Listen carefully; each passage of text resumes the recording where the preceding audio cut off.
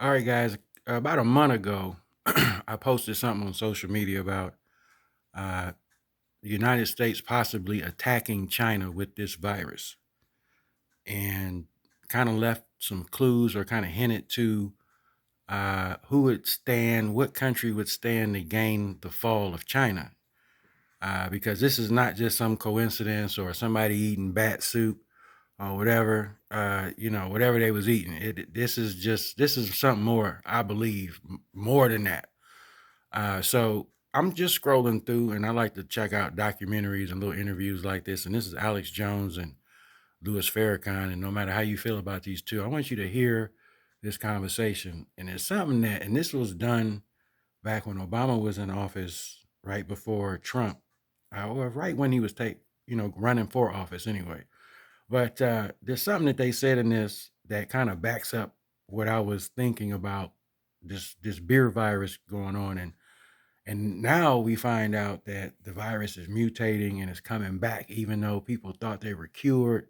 Now it's coming back and reanimating itself and killing folks. So we know that it's mutating.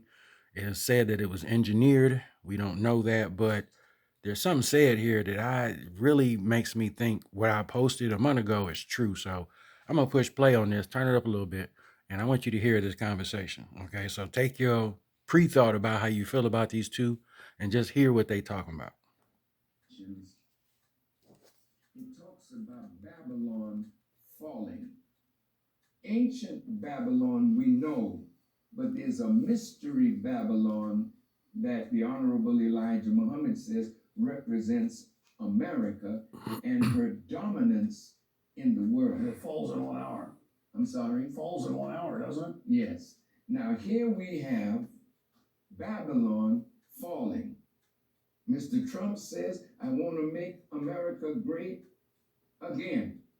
The American people know that something is wrong because the country is not what it once was, doesn't have the influence that it once had, and even though militarily it is the strongest nation on the earth, it's $19 trillion in debt. It can never pay that debt. So 57% of the budget goes to produce more and more weapons because that's the only way America can threaten China, who America has borrowed trillions of dollars from.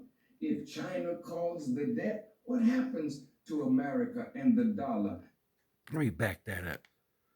If China calls the debt, what happens to America and the dollar? The dollar is weak, as you know, and it started with the loss of the congressional mandate in the Constitution to mint the money. There's so much. So the conspiracy, and you can call it that, but I want you to think about it. Is it a conspiracy, or are we looking at a military coup or strategy being pulled off in front of the public eye with China? Because he hit something right there on the head, the hammer on the head, because I forgot about that debt. But when I put that post out and I told my wife about it, and I say, don't nobody comment on stuff like that, because ain't nobody really thinking. You don't want to comment on stuff like that, but this is something you really need to think about, because down the road it could mean something real big, like another world war. Because if it's ever found out that beer virus, which a lot of people think is manufactured because of the way it's growing and mutating, and we are being lied to about how many people are really dying and all of the cases that are really going on, and you see China practically, certain parts of it hurting financially. So who would stand, what country would stand the gain? He just said it. We're trillions of dollars in debt to China.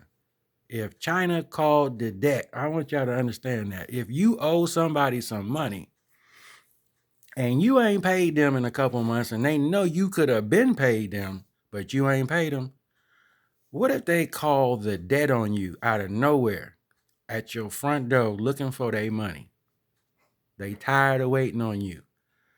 So if you're a government and you think like that, what's the best way? You know you can't repay it. So what's the best way to get rid of that debt? Let's put out a virus. He just said it. 56% of the budget goes towards making weapons, and that's not just the weapons that blow up. That we have viral weapons, and this is well known. So could a weapon, I mean, hey, well, they was eating bats and all that other stuff. Well, that could be just a front excuse for what was really going on, because that's what the government do. We always gonna put that front out there, but there was really something else happening behind the scenes. Now, some people, y'all ain't really thinking like that. Y'all might think it sounds crazy, but I want y'all to understand something. That was a rational statement he just made. I want y'all to think about that. We're trillions of dollars in debt to one country, and that's China. Here's something else you need to think about. People don't really think about. They own 90+% of the technology in this country. So if they called it debt, that don't just mean they got to call it financially. Who's to say they can't cut off our technology? Because they own it and they make it. Samsung, China. Your iPhone, China. Android, everything Android, China.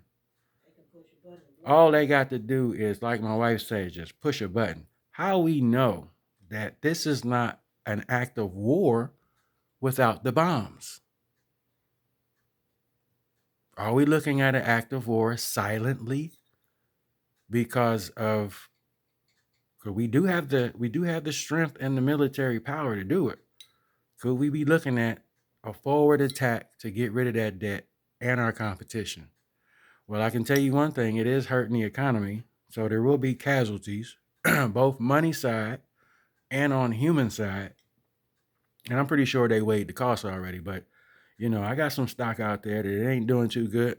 You go into the app and open it up and it'll tell you that because of the beer virus, it's affecting the stock market. So some of your value in your stocks are going to drop, which I've seen, which is pretty noticeable.